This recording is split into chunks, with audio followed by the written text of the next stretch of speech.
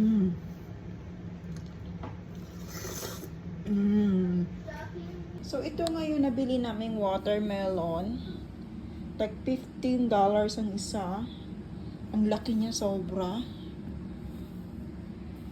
Kaya i-slice ko to at ilagay ito sa freezer bag. Freezer bag. Gusto kasi ng asawa ko pag kumakain siya ng watermelon, naka-slice na. So, hindi na ko na kailangan mag-slice pa. Naka-ready na siya. Ready to eat na siya. Ang bigat! Grabe.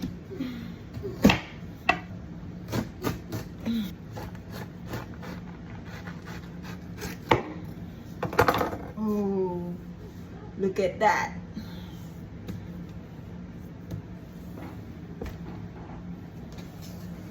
Yung kalahati lang ang i-slice ko kasi nga hindi siya kasya kung ilagay ko lahat sa freezer. So, kalahati lang i-slice ko tapos ilagay ko sa freezer bag.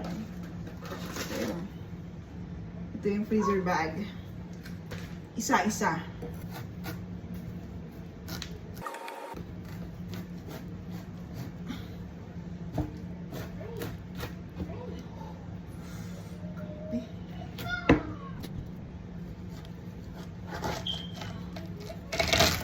Oh.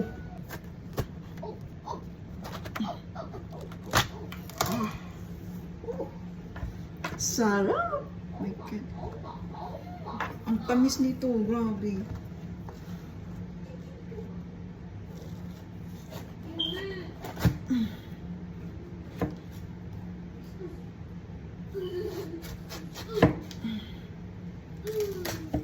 Ooh.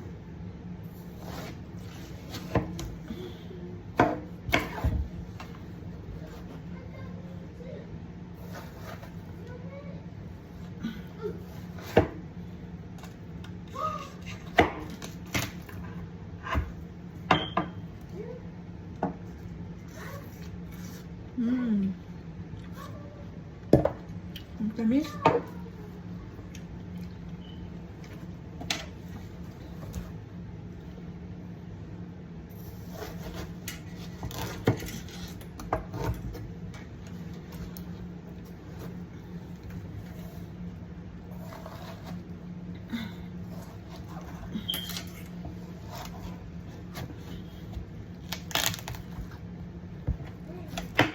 Wow. Tingnan nyo naman yan.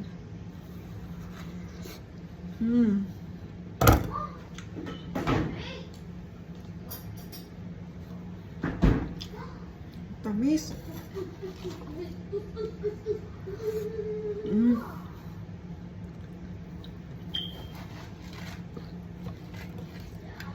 Talaga nakakaumay yung watermelon. Grabe. Mm. Mm.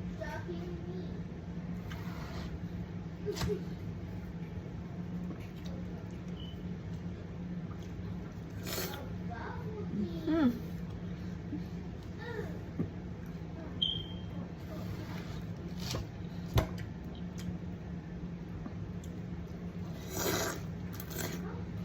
Mm.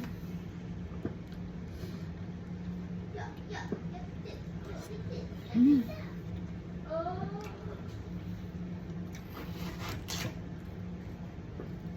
Tamis. Mm.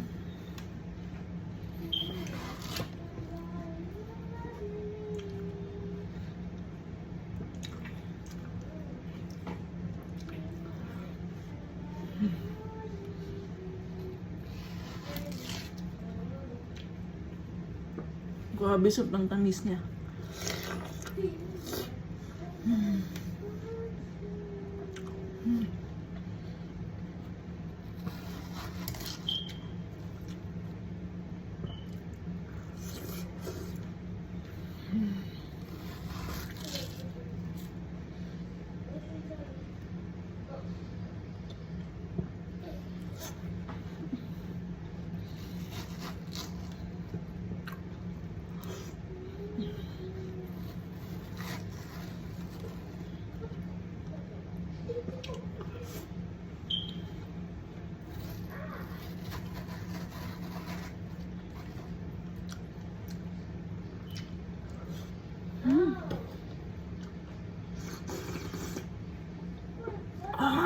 Tamis.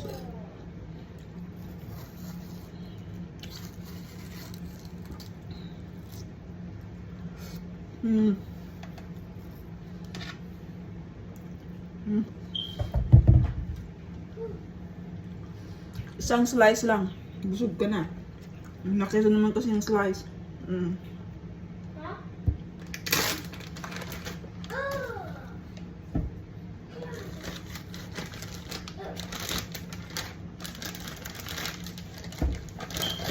Kasi yung asawa ko, pag papasok siya sa work, ang binabaon niya lagi.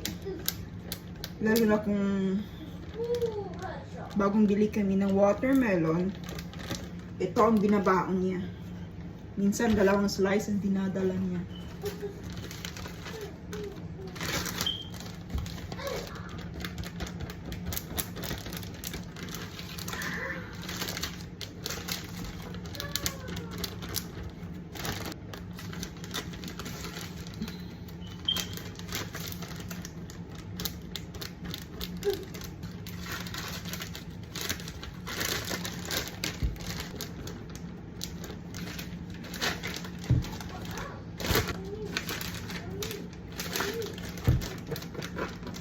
At itong kalahati, babalutin ko lang siya. Tapos, hindi ko muna siya i-slice kasi nga, baka mawala na ng space sa ref. Balot ko lang muna siyang ganito. Tapos, next day ko na siya ay slice kapag maubos na yung mga naka-slice na, yung nakalagay sa bag. At ayan na nga.